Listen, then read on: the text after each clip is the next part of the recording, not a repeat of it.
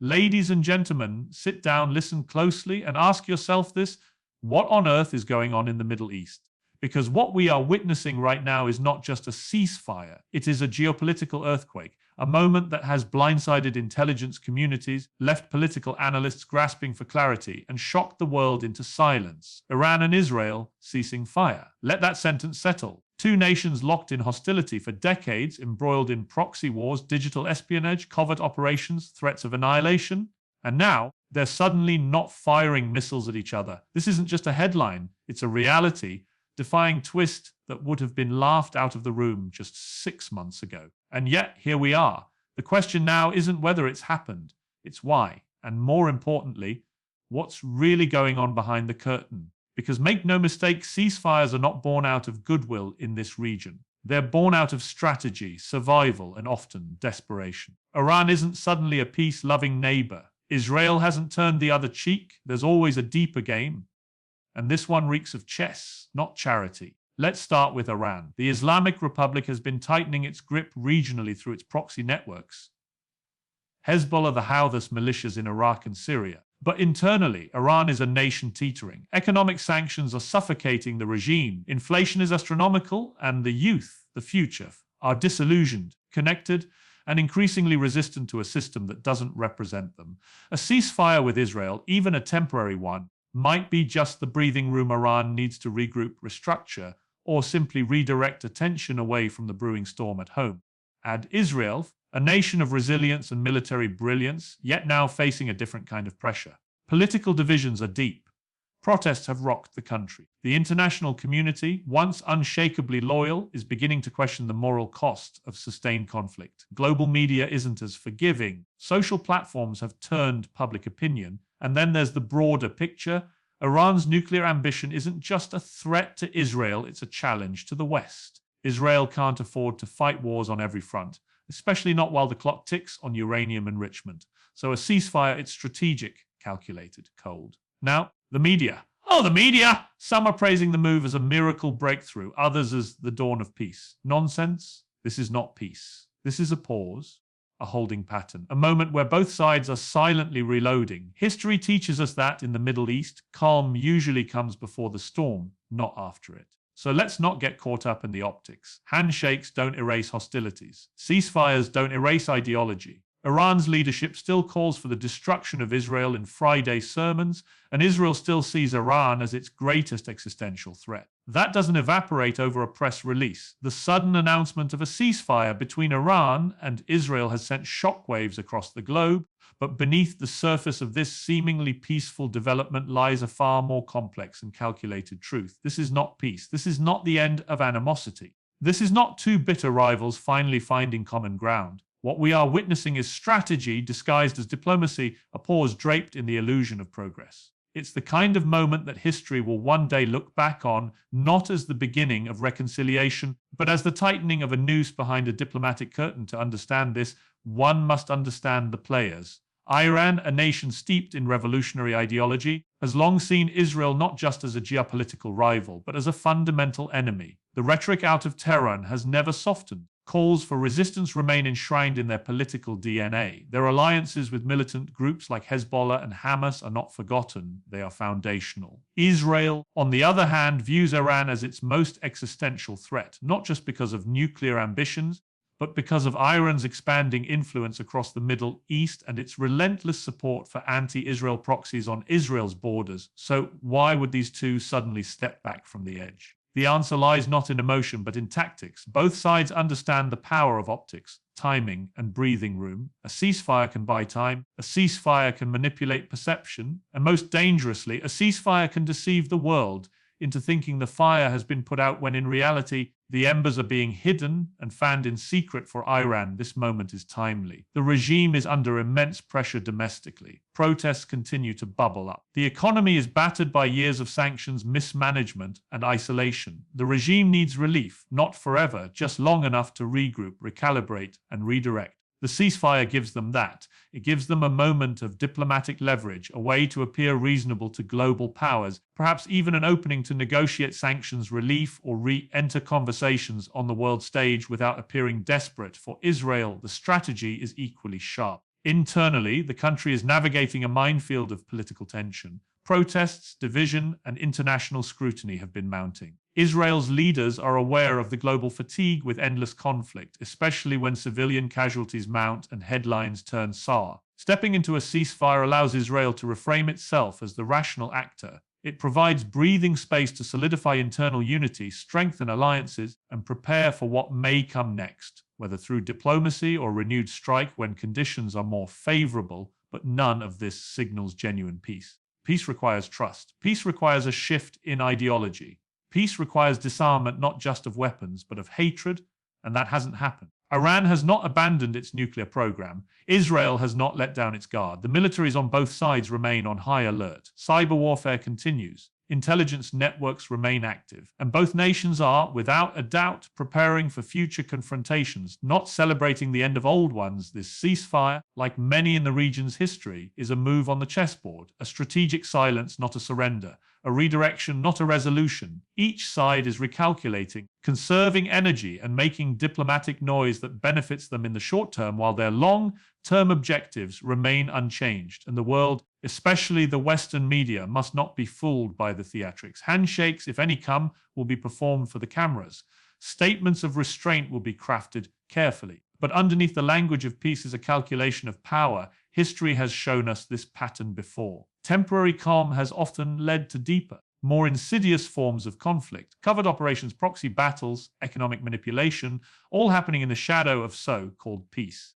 This is what makes the current ceasefire so dangerous. It disarms the public, dims the spotlight, and allows dangerous actors to move without scrutiny. That's the real strategy. That's the real weapon. And that's what makes this ceasefire a masterstroke of manipulation rather than a moment of moral triumph. So while the headlines celebrate quiet and diplomats toast a pause, the real players know better. They know this game never ends. It only changes shape. And right now, the shape is silence, but not for long. Iran's current posture on the world stage is not just the result of foreign policy decisions or strategic alliances. It is deeply rooted in an escalating internal crisis that continues to shape its outward behavior. Behind the diplomatic handshakes, bold speeches, and high-level ceasefire agreements lies a nation that is struggling to maintain its grip on power from within. The Iranian regime, known for its rigid theocratic control and revolutionary zeal, now faces growing unrest at home that could ultimately be the silent catalyst behind its willingness to step back from open confrontation with Israel.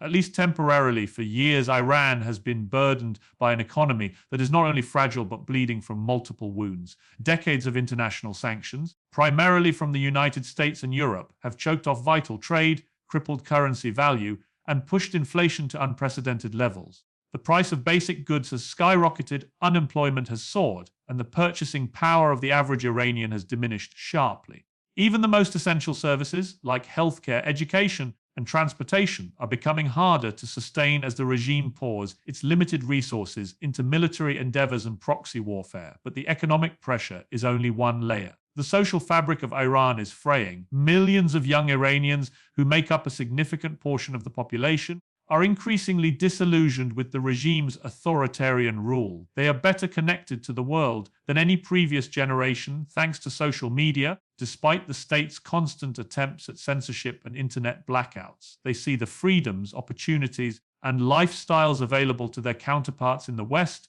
and across more liberal Middle Eastern nations, and they are demanding more for themselves. Their voices are no longer whispers in the dark. They are chants in the streets, graffiti on walls, viral videos spreading despite repression. The women-led protests that have erupted over the past few years, especially following the death of Mahsa Amini in morality police custody, have not only rocked the regime's image domestically, but also eroded its authority on the international stage. The government's heavy-handed response, arrests, executions, crackdowns, has only fueled more resentment, and that resentment is no longer isolated to the activists or political dissidents. It is spreading into the middle class, the working poor, and even sections of the religious community that once supported the revolution. Faced with this storm, the Iranian leadership knows that it cannot fight fires on both the domestic and international fronts at the same time. A full-scale military confrontation with Israel would drain the economy further, provoke even harsher sanctions, and likely ignite a level of instability that the regime could not contain. This is the context in which the ceasefire with Israel must be understood. It is not a signal of peace or ideological transformation. It is a calculated pause, a tactical necessity born from a regime that needs time to stabilize its own crumbling foundations. By entering a ceasefire, Iran can attempt to reshape its image internationally. It can open up diplomatic space to negotiate economic relief under the guise of peace-seeking behavior. It can point to the de-escalation as proof that it is a rational actor in the global arena, deserving of re-entry into discussions like the nuclear deal or new trade partnerships. Even if these gestures are purely performative, they could be enough to temporarily lift certain sanctions or attract sympathetic international voices calling for engagement rather than isolation. Meanwhile, this internal breathing space could allow Iran's leadership to crack down further on dissent without the added weight of military conflict. With the world's attention briefly diverted by diplomatic developments, the regime can quietly attempt to rebuild control, suppress protests, and fortify its domestic surveillance state. In essence, the ceasefire with Israel functions as a smokescreen behind which Iran tries to regain its grip on power without looking weak on the international stage. This internal crisis is not just a side issue. It is central to understanding Iran's actions. A regime that was once defined by its outward defiance is now being forced to look inward, not by choice but by necessity. The ceasefire is not a change of heart, it's a survival tactic. The leadership may continue to deliver fairy speeches against Israel and the West, but those words mask a growing fear that the real threat to their power lies not in Tel Aviv or Washington, but in Tehran itself. Iran's strategy in recent months has shifted from aggressive expansion to cautious preservation. Its proxies are still active, its rhetoric still loud, but its hand is trembling. And that tremble is not from fear of Israel, it's from fear of its own people. The ceasefire is simply a temporary wall shielding the regime from a truth it cannot suppress forever. That a nation cannot remain at war with the world when it is already at war with itself. Israel has always been a nation that thrives under pressure, forged in adversity and hardened by conflict. But even the most resilient of nations cannot ignore the mounting political and global pressures it faces today. For decades, Israel has operated with a sense of unwavering resolve, projecting strength through its military dominance, technological innovation,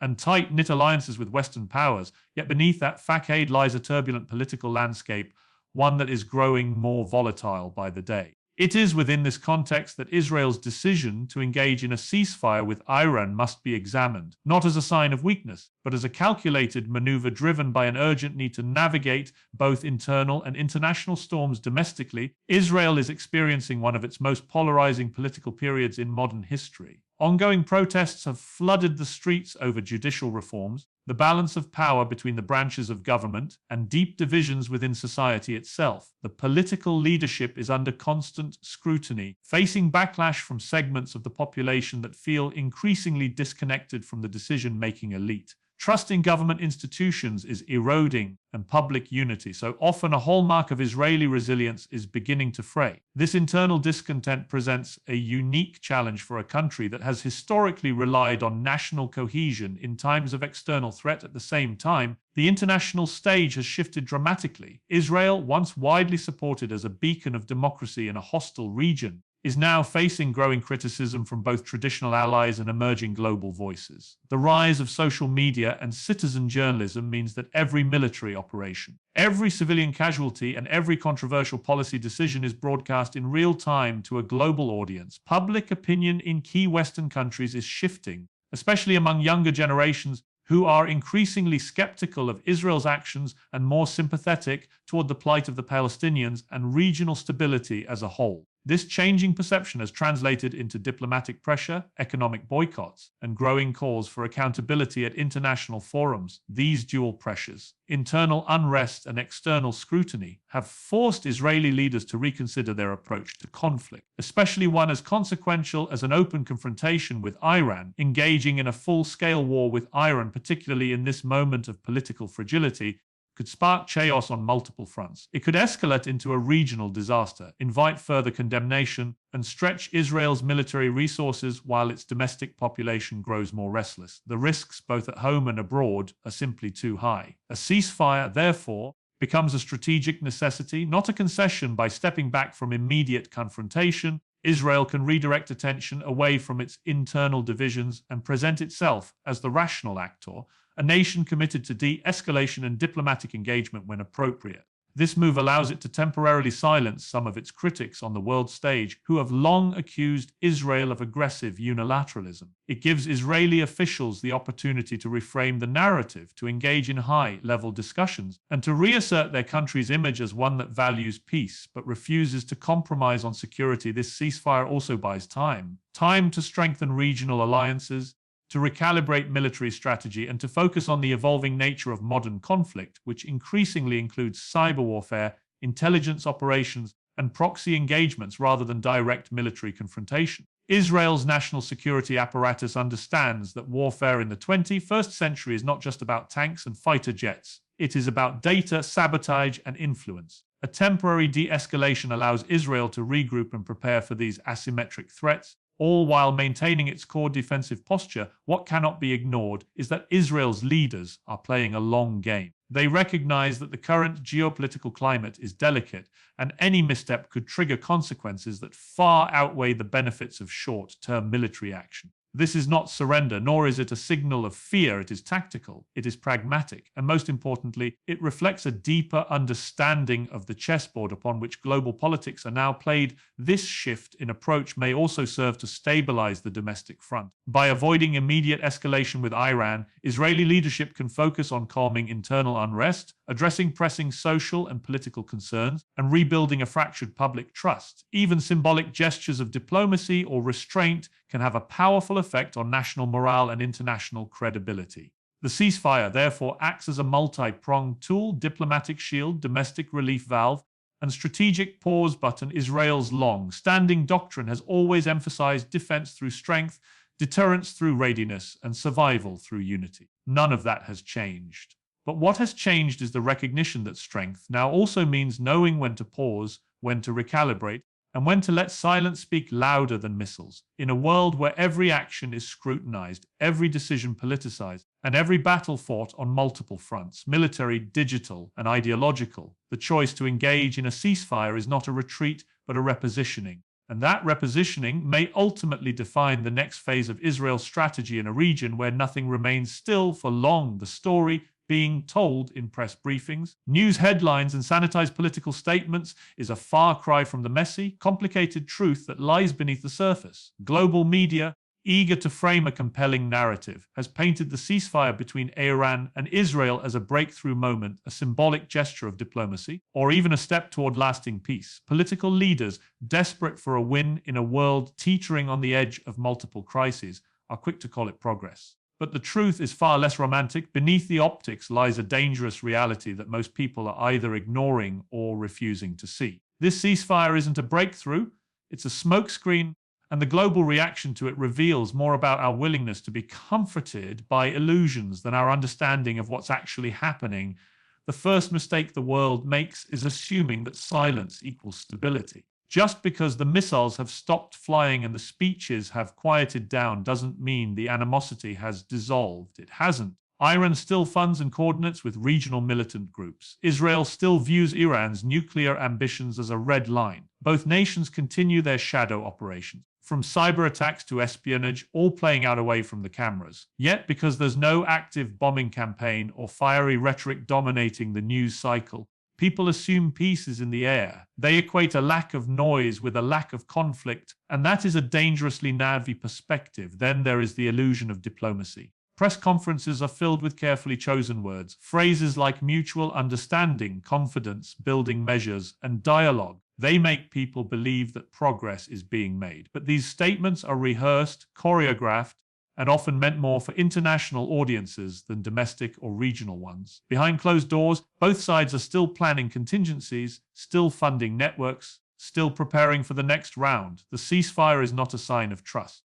It is a temporary mask worn by enemies who are simply choosing a different battleground for now. The global reaction to this development says a lot about the current state of international affairs. Many Western governments, fatigued by endless war in the Middle East, are desperate for anything that resembles resolution. They need wins, on paper at least, to calm their populations, justify diplomatic spending, and appear in control of a region that has long evaded their influence. So they praise the ceasefire as progress, not because it is, but because they need it to be. It's performative diplomacy, and while it may help election campaigns or ease donor concerns, it does nothing to address the underlying tensions that remain. Public opinion is also easily swayed by emotional relief. People around the world have grown wary of conflict.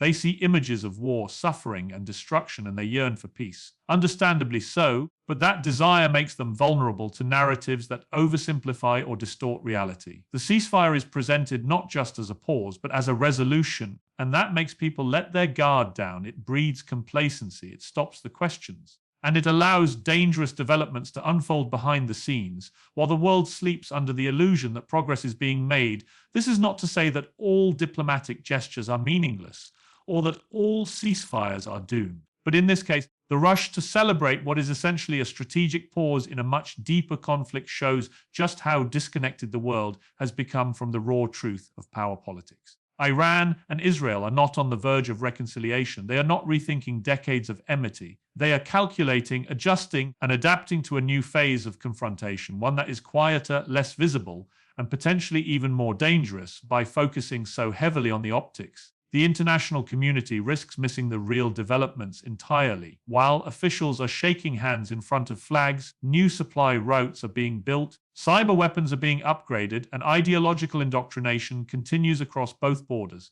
The ceasefire is a curtain, and behind it, the machinery of conflict is still grinding away. There is no pause in hatred. There is no truce in ambition. There is only the reshuffling of tactics. The repositioning of pieces on a geopolitical chessboard, where the endgame has not changed. The illusion of peace is often more dangerous than open conflict because it creates a false sense of security.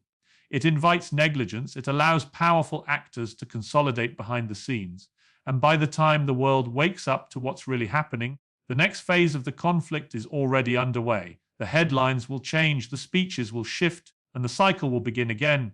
But the consequences of mistaking optics for reality will remain, paid for not by those who write the statements, but by those who live in the blast radius of decisions made in ignorance. The current ceasefire between Iran and Israel is not the end of a conflict, but rather the beginning of a more concealed and complex phase of warfare. The guns may have gone quiet, the skies may no longer be lit up with rocket trails, and the headlines may speak of restraint, but the battle is far from over. In fact, it is simply changing shape. This is no longer just about physical warfare. It's about strategy in the shadows. The war is evolving into a more dangerous form, one where lines are blurred, accountability is scarce, and the damage is inflicted silently, without warning and often without public awareness. Both Iran and Israel understand the modern battlefield. The era of conventional warfare has been replaced by proxy conflicts, cyber attacks, economic sabotage, and psychological manipulation. Neither side needs to declare war to do damage. Iran continues to wield influence across the region through its proxy militias, particularly Hezbollah in Lebanon, the Houthis in Yemen, and various armed groups in Syria and Iraq. These forces operate independently in name but follow Iranian strategy. They keep pressure on Israel, Saudi Arabia, and American interests without requiring Iran to engage directly, giving Tehran plausible deniability and space to operate behind the curtain. Israel, in turn, has built one of the most advanced cyber capabilities in the world. It has already demonstrated its ability to disable nuclear programs, disrupt infrastructure, and cripple enemy operations without firing a single bullet. From the Stuxnet worm to reported strikes on Iranian intelligence networks, Israel's covert hand is always at work. Mossad, Israel's intelligence agency, is known for its surgical precision and global reach. Assassinations of nuclear scientists, sabotage missions, and intelligence leaks all form part of a silent war that runs parallel to public diplomacy. This evolving nature of conflict presents an enormous challenge to global stability. When war is fought in silence, it becomes harder to mediate, harder to stop, and harder to even detect. Countries engaged in these methods avoid direct accountability. There is no international outrage when a server farm is hacked, no Security Council emergency meeting when oil shipments are disrupted by hidden hands, no peace talks when satellites are jammed or disinformation campaigns destabilize societies. These modern tactics allow for sustained hostility without the visible cost that traditional wars impose. The ceasefire, therefore, should not be mistaken as a breakthrough. It is a mask. While politicians and diplomats may speak of peace, The reality is that both nations are using this pause to reposition, reinforce, and refocus. Iran may be using the ceasefire to regroup its allies, enhance its cyber warfare capabilities, or push back against domestic unrest. Israel might be analyzing new intelligence, upgrading its defensive systems, and preparing for threats that are increasingly unpredictable. This is not disarmament, it is recalibration. What's more concerning is how this new phase of conflict often escapes public attention. Traditional warfare is visible, dramatic, and easy to follow, but covert operations and digital warfare are technical, complex, and easy to dismiss. By the time the damage is noticed, it's already done. The banking system might fail, communications networks might be compromised, or misinformation might have incited riots, all without a single soldier crossing a border. The consequences are just as real, but the enemy remains faceless and often unnamed. In conclusion, the ceasefire between Iran and Israel is not a sign of lasting peace, but a signal of a strategic transition. The weapons are no longer always physical. The attacks are often untraceable, and the war is now fought in shadows where truth becomes the first casualty. This transformation from open hostility to concealed confrontation should not comfort us. It should alarm us, because silent wars are still wars, and the damage they cause can be even more devastating than anything we've seen on the battlefield. The role of the West in the ongoing tension between Iran and Israel has shifted dramatically over the years, moving from direct involvement and influence to a far more reactive and uncertain position. Once the dominant voice in Middle Eastern affairs, the West, particularly the United States and European powers, is now finding itself sidelined in a conflict that has grown more sophisticated, more regionalized, and more independent of Western agendas. This shift is not just about policy fatigue or changing political priorities, it's about a fundamental loss of leverage and credibility in a region that has learned to adapt, maneuver, and operate without waiting for Western approval. For decades, Western powers positioned themselves as brokers of peace, enforcers of international norms, and defenders of democratic values. In the past, when tensions escalated between Iran and Israel or any other regional actors, the world looked to Washington, London, or Brussels for guidance, for pressure, or for intervention. But now the dynamics have changed. Middle Eastern powers are increasingly setting their own terms, forming alliances and rivalries that operate outside the influence of Western capitals. The United States, still militarily dominant, has lost moral and strategic authority after years of failed interventions, inconsistent policies, and growing domestic distractions. In recent years, the West has become more cautious, more withdrawn, and more hesitant to act decisively in the region. The withdrawal from Afghanistan, the limited response to Iranian proxy attacks, and the inconsistent engagement with the Israeli-Palestinian conflict have all contributed to a perception of weakness or indifference. European powers,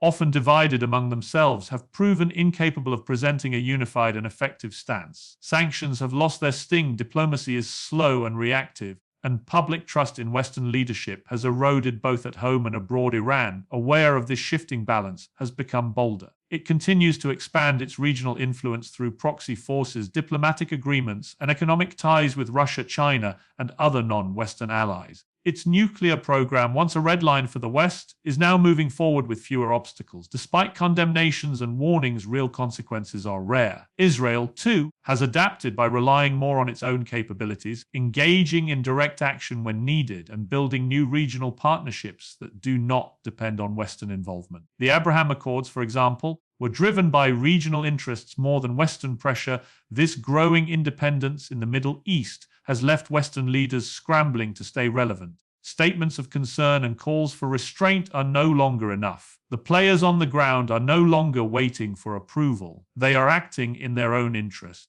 often ignoring Western advice entirely. And when a ceasefire like the one between Iran and Israel emerges, the West is not leading the negotiations, it's reacting to them. This reactive posture is a clear indication that the balance of power, at least in terms of influence, has shifted. This new reality presents a serious challenge for global stability. Without a strong and respected mediator, regional conflicts are more likely to spiral. Alliances become more volatile, and the path to lasting peace becomes increasingly obscure. The absence of decisive Western leadership means that smaller powers or rival superpowers may fill the void, each with their own interests and agendas. And in such a fragmented environment, the potential for miscalculation, escalation, or prolonged proxy conflict increases significantly. In conclusion, the West is no longer steering the course in the Iran-Israel conflict. It is watching from the sidelines, issuing statements while others make moves. This loss of leadership and influence is not just symbolic, it is strategic. Without strong Western engagement, the path to peace becomes more complex, more fragile, and more uncertain. The region is learning to function without the West, and that reality should be a wake call for those who still believe that global leadership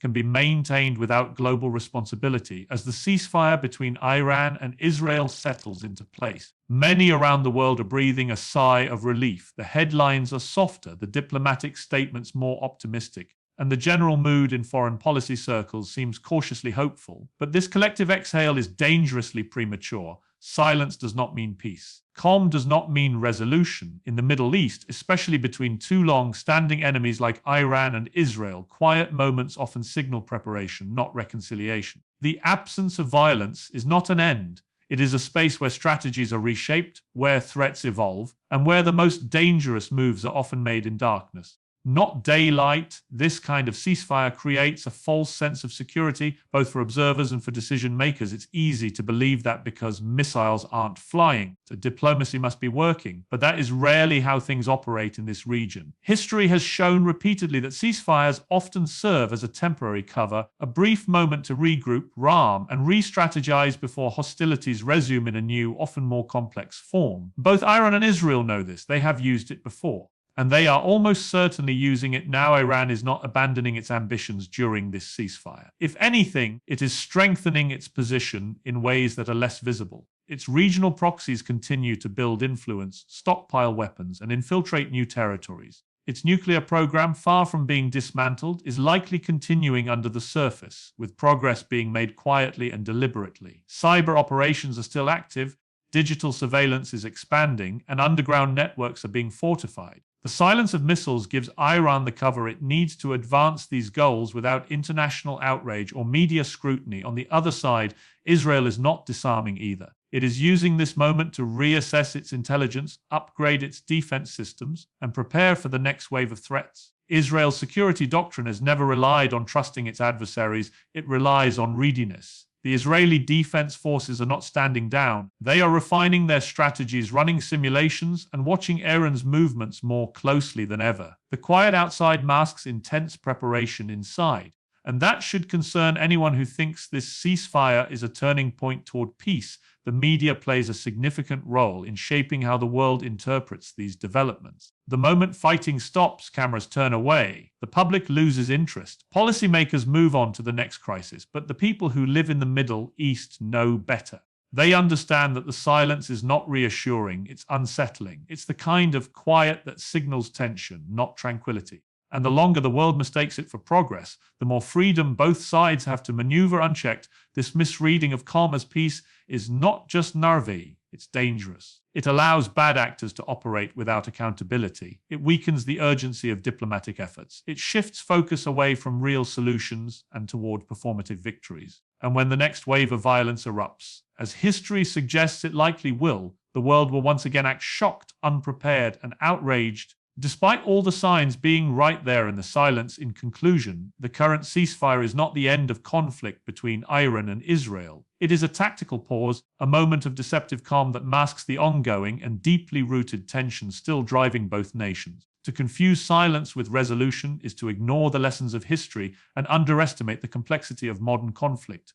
The world must remain alert, skeptical, and engaged, because in this region, quiet is rarely a sign of peace. It is often the final warning before the next storm. In the end, the ceasefire between Iran and Israel is not a symbol of peace, but a mirror reflecting the deeper, more dangerous realities of modern conflict. Beneath the political theater, the strategic pauses, and the media narratives lies a complex web of deception, preparation, and unresolved hostility. Both nations are not stepping back out of trust or transformation. They are recalibrating, re-strategizing, and silently advancing their agendas. The West is no longer leading. The battlefield has shifted to the shadows, and the illusion of calm has dulled the world's sense of urgency. This is not the end of war. It is a transition to a quieter, more sophisticated, and potentially more devastating form of confrontation. And unless the world wakes up to what's truly happening behind the curtain, the next eruption won't be a surprise, it will be a consequence.